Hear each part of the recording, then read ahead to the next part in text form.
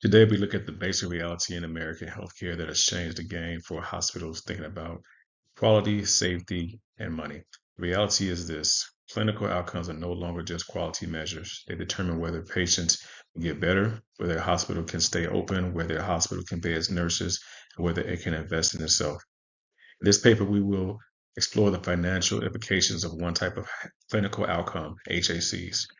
Building on a 2020 paper from Sanker and colleagues that asked the deceptively simple question, what is the real financial impact of HACs? The cost savings from preventing HACs versus the actual penalties levied by CMS. The answer may surprise you. As you will see, it has ramifications for all hospital leaders in some way, whether reflected in the financial health of organizations or in patient outcomes. So let's start with the basics. What are HACs? Hospital acquired conditions, HACs, are considered to be conditions in which patient develops in hospital, which were absent on the date of admission. For example, a patient may enter with pneumonia or a hip fracture, but while in our care, the patient has experienced a new preventable harm. The most common include central line associated bloodstream infections, catheter associated urinary tract infections, pressure injuries, what still may be called bed sores, and falls with major traumas such as a hip fracture or serious head injury. In fact, they are not rare events, and hundreds of thousands of patients each year suffer from this breakdown in their system of care. Third, and more directly, HACs are linked to financial penalties under the Affordable Care Act, ACA. Under ACA, CMS established the Hospital Acquired Condition Reduction Program, HACRP, that penalizes the bottom 25% of hospitals in the country. The hospitals would get a 1% across the board reduction in their annual Medicare fee for service reimbursement rate, not just for HAC related stay, but for all their Medicare patients with a full year, and that starts to add up. In the United States, healthcare reimbursement has shifted away from a traditional fee-for-service model towards a value-based model. This means that hospitals are no longer paid solely for their volume of services provided, but rather for the quality of outcomes of the care delivered. Clinical outcomes such as hospital-acquired conditions and readmission rates now directly influence how much reimbursement an organization receives from Medicare and other payments. To better understand this shift, it's important to recognize how Centers for Medicaid and Medicare Services, or CMS, has structured reimbursement through value-based programs. These programs include the Hospital Readmission Reduction Program, HRRP, the Hospital Acquired Condition Reduction Program, HARCP, and the Value-Based Purchasing Program, VBPP. Each of these programs evaluate hospital performance based on specific quality metrics such as patient safety, clinical outcomes, patient satisfaction. Hospitals that perform well on these metrics are financially rewarded, while those that perform poorly are subject to payment reduction. This creates a financial link between the clinical performance and reimbursement. One of the most significant ways clinical outcomes affect reimbursement is through financial penalties. Under the HRRP, hospitals can receive up to a 3% reduction in their total Medicare reimbursement if they have higher than expected readmission rates.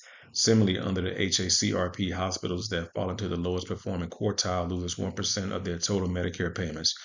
These penalties are applied across the Medicare discharges, not just specific cases where poor outcomes occurred.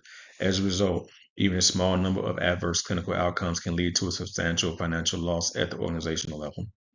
In addition to penalties, CMS also uses financial incentives to promote high quality care through VBPP. In this program, a portion of hospital reimbursements is withheld and then redistributed based on performance. Hospitals that demonstrate strong clinical outcomes, high patient satisfaction scores, and improved safety metrics can earn back their withheld funds and even receive additional incentive payments. This creates a competitive environment where organizations are financially motivated to invest in quality improvement initiatives, patient safety strategies, and evidence based practices. The article highlights how clinical outcomes, particularly those related to patient safety and quality of care, directly influence overall healthcare performance. Poor clinical outcomes, such as hospital acquired infections or preventable readmissions, increase the cost of care and expose organizations to financial penalties. On the other hand, strong clinical outcomes improve reimbursement rates, reduce unnecessary costs, and enhance financial stability. This demonstrates that clinical quality is not only a patient care issue, but also a critical financial and operational priority for healthcare organizations. Clinical outcomes are directly tied to reimbursement in today's healthcare system. There's a clear relationship between quality, reimbursement, and financial sustainability. Poor outcomes lead to decreased revenue through penalties and increased costs, while strong outcomes lead to improved reimbursement and financial long-term stability. From a leadership perspective, this reinforces the importance of investing in quality improvement, patient safety, and clinical excellence as the key drivers of both patient outcomes and organizational success. Hospital-acquired conditions directly impact revenue because hospitals can be penalized under the CMS HACRP. Facilities that rank in the worst performing quartile can lose up to 1% of their total Medicare costs reimbursement. This may not sound like a lot, but for a large organization, this can result in millions of dollars in lost revenue annually. The article emphasizes that preventable conditions not only harm patients but also reduce financial performance. Operating margins are significantly affected because hospitals are already working with very tight margins. When reimbursement occurs, when reimbursements decrease due to penalties and costs increase from treating hospital-acquired conditions, profitability declines. The article highlights that even small penalties can push hospitals close to financial instability, especially in systems already struggling with rising labor and operational costs. From a cost management perspective, hospitals must invest in prevention strategies such as staff education, infection control programs, and quality improvement initiatives.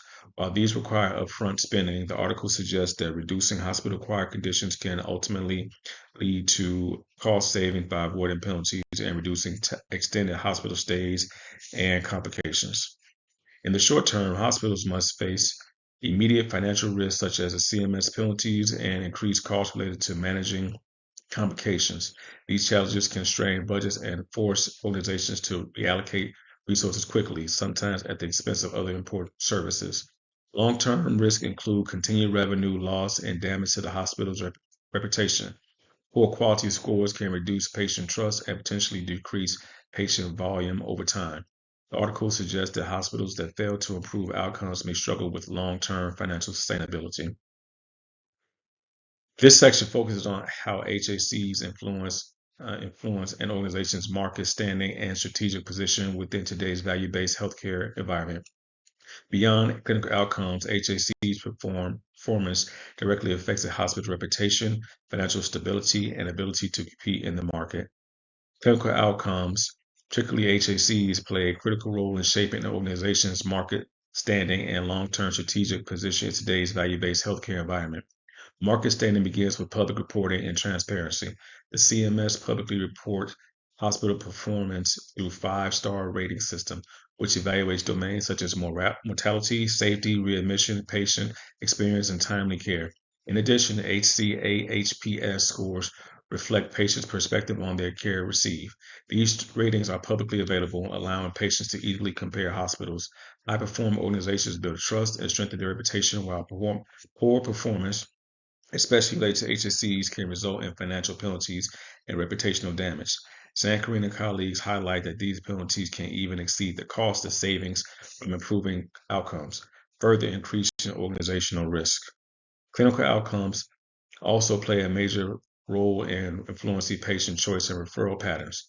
Today's healthcare consumers are more informed and actively use publicly reported data, including CMS ratings, leapfrog safety grades, and patient experience scores to choose where they receive care. High performing hospitals are more likely to attract patients, strengthen partnerships with post acute care facilities such as long term acute care facilities and rehabilitation centers, and maintain strong relationships with insurance providers.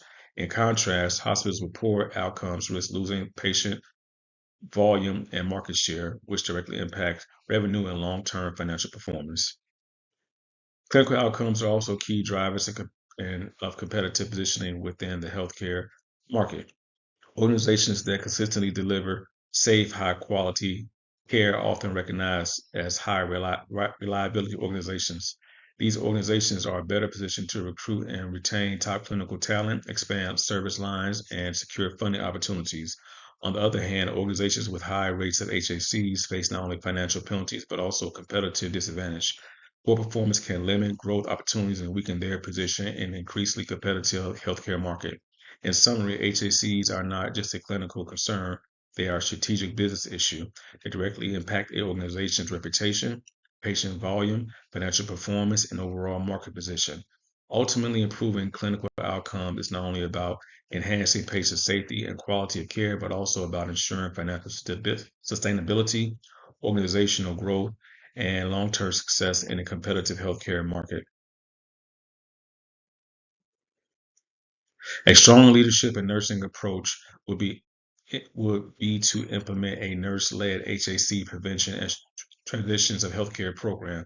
This combines inpatient prevention strategies with post-discharge follow-up, allowing nurses to aid in preventing complications, identify issues early after discharge.